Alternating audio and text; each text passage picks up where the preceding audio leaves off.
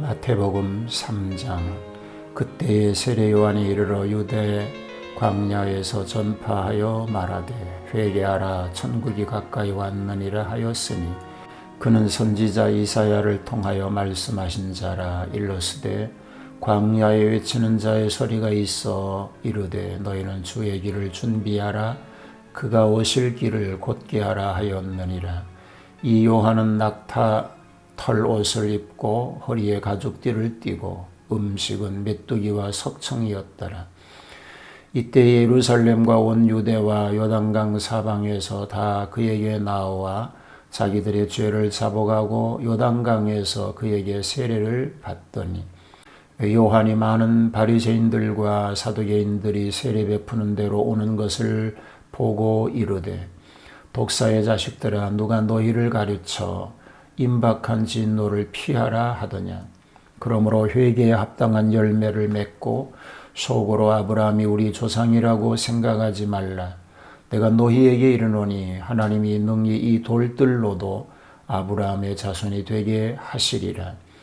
이미 도끼가 나무 뿌리에 놓였으니 좋은 열매를 맺지 아니하는 나무마다 찍혀 불에 던져지리라. 나는 너희로 회개하게 하기 위하여 물로 세례를 베풀거니와 내 뒤에 오시는 이는 나보다 능력이 많으시니 나는 그의 신을 들기도 감당하지 못하겠노라. 그는 성령과 불로 너희에게 세례를 베푸실 것이요 손에 키를 들고 자기의 타작마당을 정하게 하사 알곡은 모아 곡간에 들이고 쭉정이는 꺼지지 않는 불에 태우시리라. 이때 예수께서 갈릴리로부터 요단강에 이르러 요한에게 세례를 받으려 하시니 요한이 말려 이르되 내가 당신에게서 세례를 받아야 할 터인데 당신이 내게로 오시나이까. 예수께서 대답하여 이르시되 이제 허락하라. 우리가 이와 같이 하여 모든 의를 이루는 것이 합당하니라 하시니 이에 요한이 허락하는지라.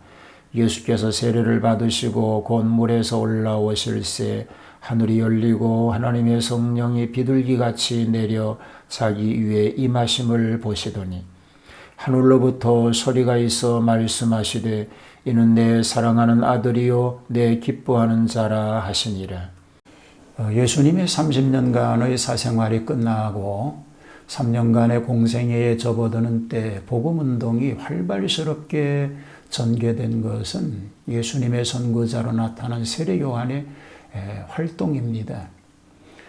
세례 요한의 사역과 예수님의 세례 받으신 얘기가 마태복음 3장에 소개가 됩니다. 예수님께서 요단강에서 요한에게 세례를 받으신 사실은 사복음서에 모두 취급되어 있습니다. 그 중에 마태복음이 가장 상세히 기록합니다. 마가는 단순히 그 사실만을 전하고 누가는 그때 예수님께서 기도하신 것이 특별히 더 첨가되었고 요한은 세례 요한의 말로 한마디 암시하고 있을 뿐입니다.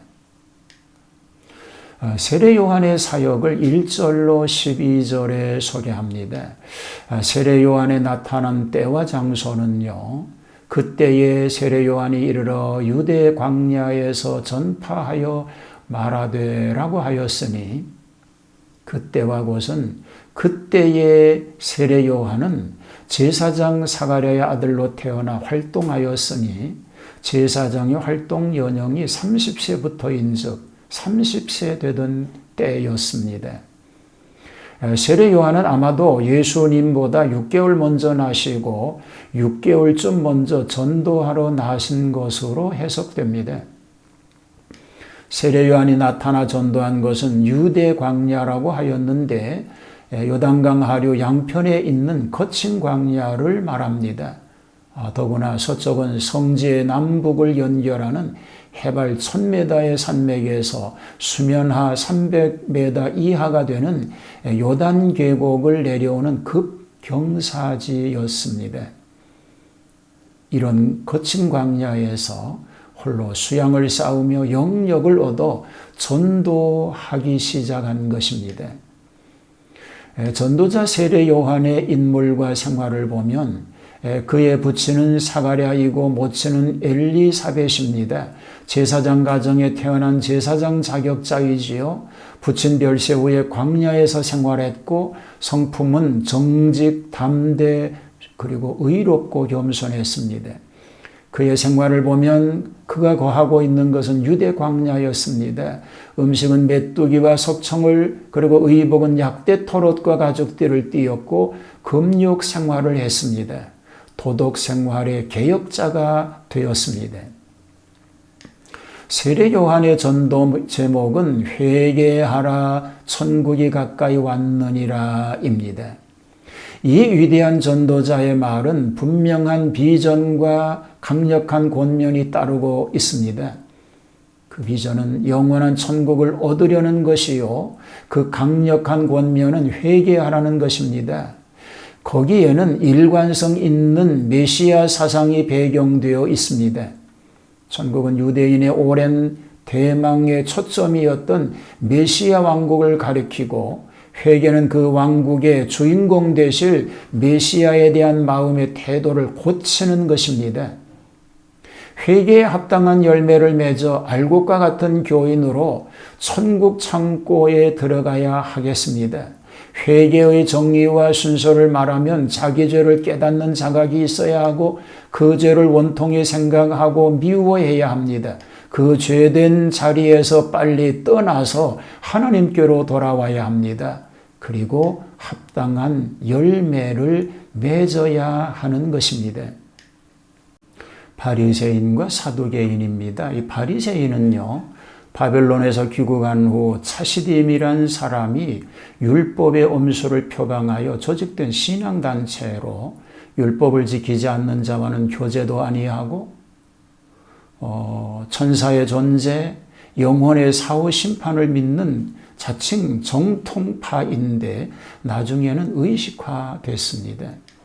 사두개인은 제사장 사독의 이름에서 유래한 제사장이 될 특권 소유자, 헬라와 철학적 영향을 많이 받고 자유의지를 절대 신봉하며 천사의 존재, 영혼 불멸, 부활 등을 부인하는 유물주의자입니다.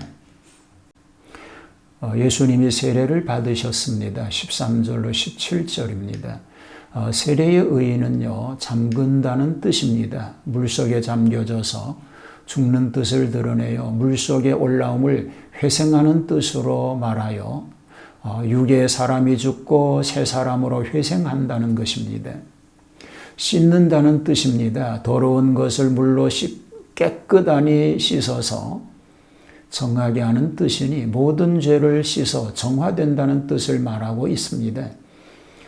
뜻으로 보면 그리스도와 같이 죽고 같이 사는 진리는 침례가 더 강하나 그 의식이 말하는 신비로운 체험이 있어야 합니다. 예수님께서 세례를 받으신 이유가 있습니다. 메시아 취임식을 한 것이지요. 30년간의 사생활을 끝내고 공생애에 들어가는 표적입니다. 곧 메시아의 취임식으로 구속 사업의 시작입니다. 죄인을 대표하여 죄인의 입장에서 죄를 지시고 세례를 받으신다는 뜻이 있습니다. 자신은 무죄하시되 우리의 죄를 씻으시기 위함입니다. 모든 의를 행하시는 뜻입니다. 그리스도의 의는 하나님의 뜻에 순종하고 특히 죽기까지 복종하는 그의 의를 쫓아 인간이 받으실 신뢰를 받으신 것입니다. 요한의 세례를 인정하신다는 뜻입니다. 요한을 반대하고 공박하는 자들이 있게 되매 예수님께서 친히 요한의 세례를 인정하시게 되니까 뭇 백성들의 잔소리 격에 무슨 여론이 필요하지 않게 된 것입니다. 세례를 받으신 결과가 있습니다. 성자 예수님은 세례를 받으시고 물에서 올라오셨는데 성령이 비둘기 같은 모양으로 나타나십니다. 이런 표현은 구약 시대부터 있었습니다. 그 온유성과 순수성과 평화성을 드러내어 성령의 상징이 되었습니다. 성부 하나님은 이는 내 사랑하는 아들이요 내 기뻐하는 자라는 음성을 들려주었습니다. 여기에 성령이 강림하심과 하나님의 음성이 친히 들리신 원인은 두 가지 뜻이 내포되어 있습니다. 첫째는 예수님을 위하여 기도의 응답으로 나타났고, 둘째는 요한을 위하여 나타났으니 예수님을 메시아로 확신하도록 하신 뜻입니다. 따라서 예수님의 생애 중에 하늘 음성이 들리신 일이 3번 있었는데, 세례를 받으실 때, 변화하실 때, 십자가 직전에 주님의 음성을 들려주셨습니다. 세례 요한이 전도에 성공한 이유가 있습니다. 말라기 이후 400년 만에 나타났습니다. 국민들이 준비하고 고대하였습니다. 죄, 심판, 회개, 사죄를 강조하였습니다. 회개하라고 담대하게 증거하였습니다. 죽음을 두려워하지 않는 정직성이 있었습니다. 예수님의 세례 받으신 일을 시점으로 해서 하나님의 나라의 놀라운 역사가 이제 펼쳐지게 되는 모습을 성경을 통해서 읽고 있습니다. 하나님의 뜻을 받들고 그 섭리를 이루어가는 그런 삶이 우리 삶 가운데 계속될 수 있게 되기를 주님의 이름으로 축복합니다. 하나님 마음 문을 열고 예수님을 마음에 모시고 그 믿음으로만 살아가는 믿음의 승리자가 되게 하여 주시옵소서. 예수님 이름으로 기도하옵나이다. 아멘.